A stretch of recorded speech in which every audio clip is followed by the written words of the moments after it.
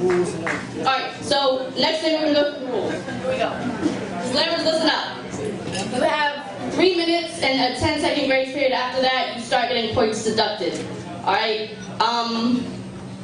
And don't worry about the points. Say this with me if you know what I'm about to say. The point is not I always mess this up because there's too many damn keys in the sentence. The point is not the points. The point is the poetry. Alright, that's cool.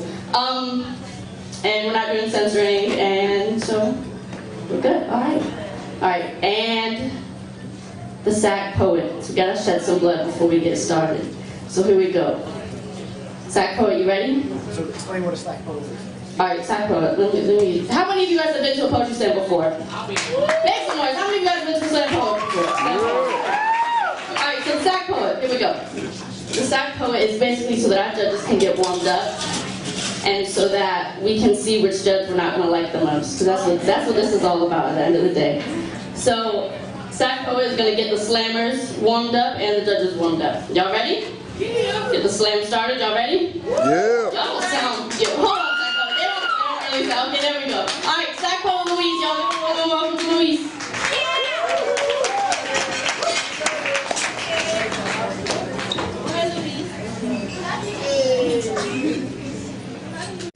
While we tally the scores on. Read the whole order so everyone knows the order. Alright, I'm gonna go through the order real quick so all the slammers know. Eric Powell, aka ELPJ. Yeah, ELPJ. Alright, Kayla Marie, Scotty, Jesse, Reggie, Maggie, Olivia, Lisa, it might be Lisa, Lisa? It's Lisa? Okay. No, Lissa. Oh, Lissa, my bad. Lissa J, and Vanessa. Alright, so on deck we got Kayla Marie, and Eric Powell is coming up to the stage.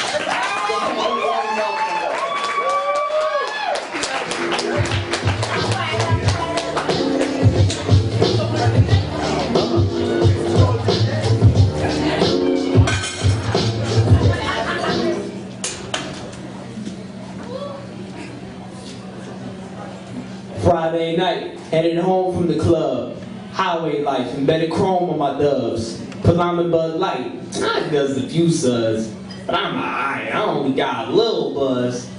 Okay, I lied, I'm underage and I'm drunk. Red and blue lights, dang, that must be the fuzz. I pulled to the right, no longer with my windows up. In my face he shining light, and what he said was, son, if you've been drinking and driving, I was thinking of replying. No, but my mouth said, what?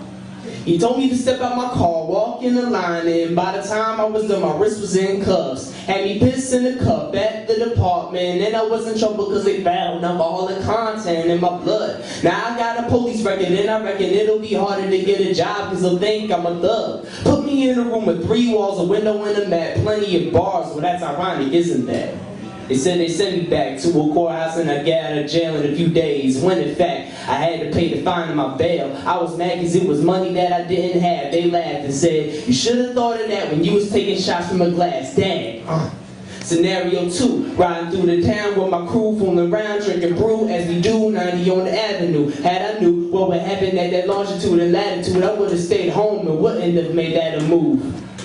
Alas, we was getting too fast, music we listened to blast as we drive on the right like it was Britain or France. Had me thinking to ask why we had driven like Taz, when in a flash we had a collision and crash. All I envisioned was black with incisions from glass and busted lip in the gash cause my decisions were bad. Woke up in the hospital, it was visitors I had with my sister and my dad, who told me that the homies that was with me had passed. Now when people ask if I want to take a hit at the glass, I visualize their bodies as they was hitting the glass. Flipping scenario 3, that could have been me. Now locked up on an infirmary, I'm DEAD. What would be my legacy? What is it that they would say of me? Would they tell my brothers not to behave like me? In the ER, what memories will flash? Think I want another shot at life or another shot at the glass?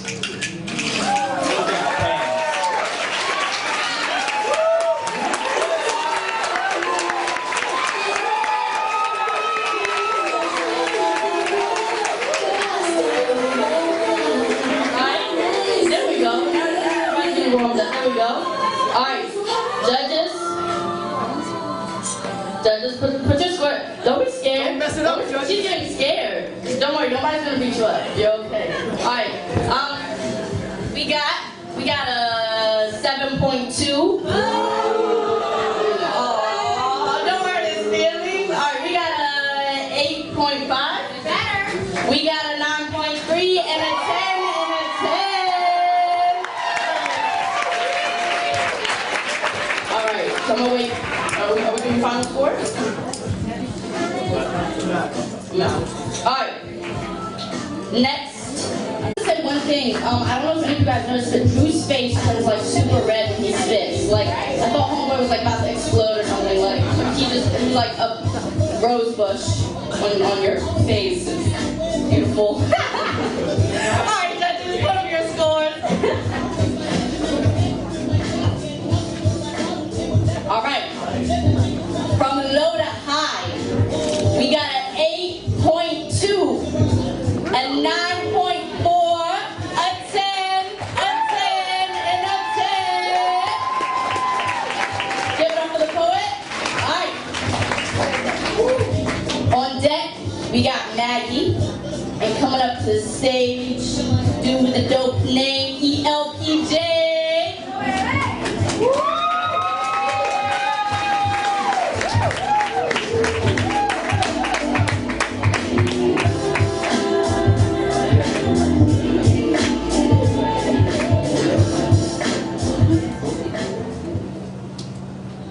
Words can't describe what I'm feeling. If the truth is concealed, then life has been revealing. Knowledge I should be wielding, so my dome don't get peeled when assassin bullets tear through my skull's shieldings. Representing the yieldings of the dreams of children, God's children, the ones who live in project buildings with so many killings, where they say the limits from the floor to the ceiling. Meaning they're on the inside beaming out. So when they're young and about, they push their doubt. So sure it won't be something simple as a doctor.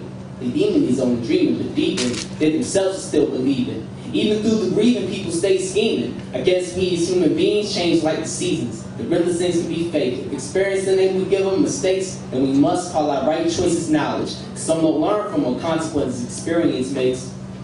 When the eeriness breaks in the child's curious face and waits and takes the cat out its burying place, it's the scariest case. In precarious ways, we turn away from the various ways we learn. It's barbaric, I say. We need to learn from yesterday, but we choose to stay